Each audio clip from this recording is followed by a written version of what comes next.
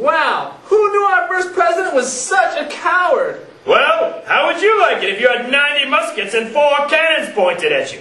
Anyway, back in Albany, New York, colonial leaders, including Ben Franklin... Wait, isn't he the guy that, invented electricity? You can't invent electricity, you dimwit! Anyway, colonial leaders were meeting to see what they should do. They met with a group of Native Americans called the Iroquois who supported the British. Well, Iroquois, you're telling me that you made an agreement with the surrounding Native American tribes to help each other out when you were threatened with a common enemy? That's right. Each of our tribes elects an elder to communicate the needs of our people. The elders then make the decisions that affect all of us. The more tribes, the stronger we are. Why, that's stupendous, superfluous, it's downright genius. Our people have been doing that for years. If we can get all the 13 colonies to band together, we will be stronger against the French. That is true. I have an idea. I will write up a proposal for all the colonies to sign. Excuse me, Iroquois, but what city are we in? Albany. For someone who invented the bifocals, you would think you would know that. That's right. I'll call it the Albany Plan. Say, Mr. Iroquois, would you and your people help us defend ourselves against the evil French? Well, Mr. Franklin, we would be honored to help our fellow brethren. However, our loyalties are to each other, and I can't commit without discussing it first with the League. I see. So, Franklin sent out his Albany Plan, but it ended up being rejected, while the Iroquois fought with the British and never fully committed to an alliance.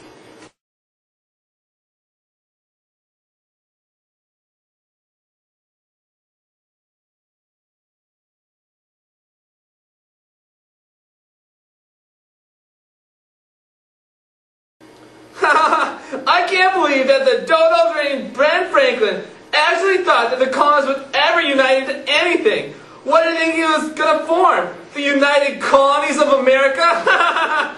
Listen here, numbskull! The colonies did unite! Ever hear of the United States of America? Oh. Back to the story. Britain eventually realized that to win the war that they could not depend on the colonists for money or for troops. So they sent one of their top generals, a fellow by the name of Edward Braddock. In 1755, General Braddock began to march towards the French at Fort Duquesne, and joining him on his mission was none other than the very young, 23 years old, very tall, 6'3", and very awesome, 99 on a scale of 100, George Washington! No, you fool! Wait, did you say George Washington? I did. Are you surprised? Yes. Yes, I am. You have the smarts of a fence post. Anyway, so Braddock and Washington marched towards the French. Still 8 miles to go until we reach the fort. We should be able to take this narrow trail right to the fort. We better hurry! The narrow trail is the perfect place for the French to... Oh, sugar snaps! We're under attack! Hold the formation! Do not break from this easily attacked formation located on this very narrow trail! With all due respect, don't you think we'd be safer if we went far behind the trees? Nonsense! Bing! Are you some kind of sissy? Bing, bing! We hold our ground! If you say so, but I think you'll regret this. Bing, bing, bing, bing! Dude, you were shot 4 times! 4 times! And not one musket ball hit you! Bo shizzle! I'm the 50 cents of my time! Georgie, old boy! I should have listened to you! You may be a sissy, but you're a living sissy! Ha! Serves you right! Your foolish mistake here cost you your life, and it will also lead to 2 more years of English defeats at the hands of our frog-leg-loving foes, the French.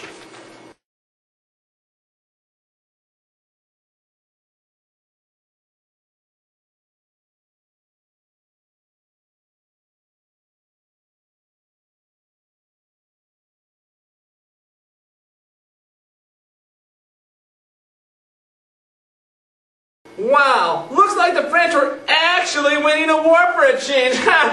They were indeed, Steve. Things were bad for the British.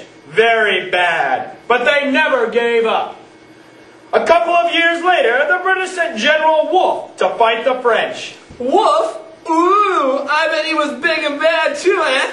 After a little French Riding Hood, I weep for your ignorance. General Wolfe realized that the key to a British victory would be to defeat the French at Fort Quebec, which sat on the cliffs 300 feet above the St. Lawrence River. Wolfe sailed around the fort for 2 months, unsuccessful at capturing it. So I suppose that you're going to tell me that one day he magically found a secret path to the top that just happened to be unguarded, and after finding this unguarded path, that him and about 4,000 of his men floated to the path and snuck up the path, all under the cover of darkness while the French slept, and when they woke up, they were surrounded, and the French were almost immediately defeated.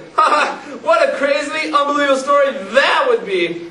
Actually, Steve, that's exactly what happened. Malarkey! No way! Way! Wolfe and his men found an underground path, sailed to it, and climbed up it at night while the French slept.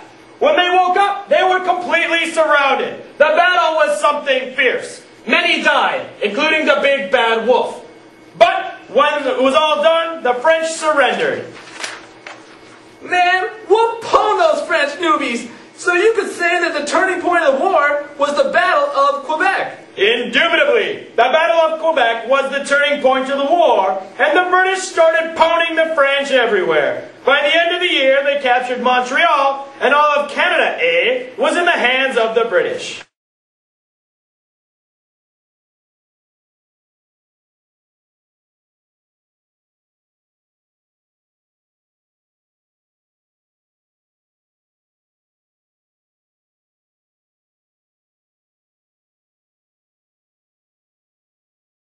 Wow, those British sure know how to win a war, and just like they always do, the French managed to choke. You're such a plebe. So did the French just wave their white flag and run home crying to their mamas? No, Steve, the French are even tougher than you. What happened was the French and British continued to fight for a couple more years back in Europe. Even the Spaniards got into the mix of things and helped out the French. But by the time Spain helped, it was too late. The British came out on top. They agreed to sign an agreement by pledging to quit picking on each other and to leave each other alone. They named their agreement the Treaty of Paris. Wait, after the British basically mopped the floor with the French, they agreed to just stop? And they didn't want anything in return? Man, if I were the British, I would demand that we get all land east of the Mississippi River in North America, and to punish the Spanish, I demand Florida. You sure think a lot like the British. Great minds often do, Stuart. Too bad you're not a great mind. Right. Anyway, the Treaty of Paris gave the British all the land east of the Mississippi River, which they got from France, and they also had control of Florida, which they got from Spain. Spain even got a lot of land west of the Mississippi River for helping the French. But in the end, Britain dominated North America, and the French were completely eliminated. Wow. Who knew that a small, buck-toothed, furry animal could cause such drama? More drama than your mama. The end.